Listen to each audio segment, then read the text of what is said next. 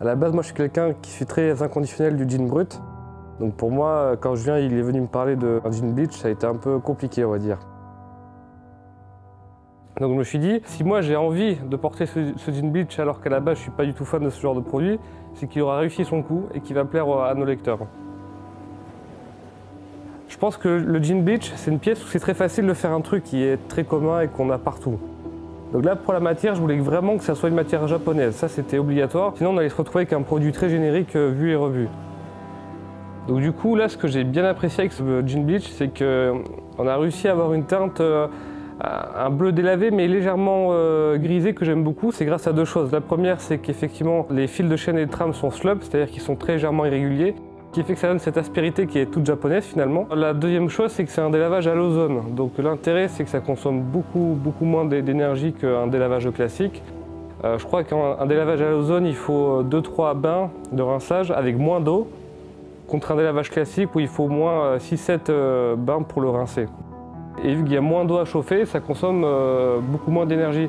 Ce qui est intéressant dans ce délavage, c'est qu'il donne ce côté bleach, mais vraiment où il y a les petites irrégularités qui ressortent et tout, c'est vraiment très sympa, j'aime beaucoup.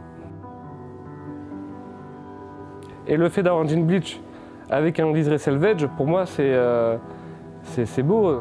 Normalement des jeans bleach selvage, il y en a très peu, à part dans du haut de gamme.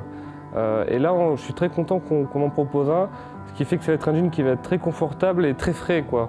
Vraiment, c'est le jean qu'on peut porter en été, enfin, j'ai envie de dire. Là, il est plus souple, il est plus clair, enfin, on peut le porter, on retrousse la jambe et c'est parfait, quoi.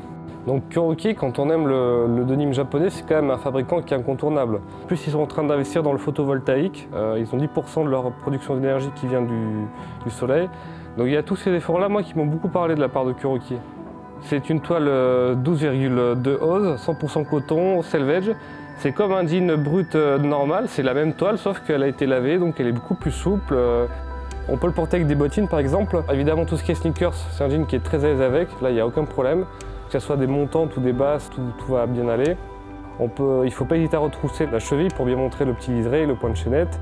Pour ceux qui ont déjà un jean brut, c'est vraiment une évolution qui est tout à fait logique. Enfin, si vous aimez les matières japonaises, donc avec du grain, et si vous voulez aussi quelque chose de souple, de confortable, d'estival, de printanier, quelque chose de plus chaleureux, pour moi c'est le jean idéal vraiment.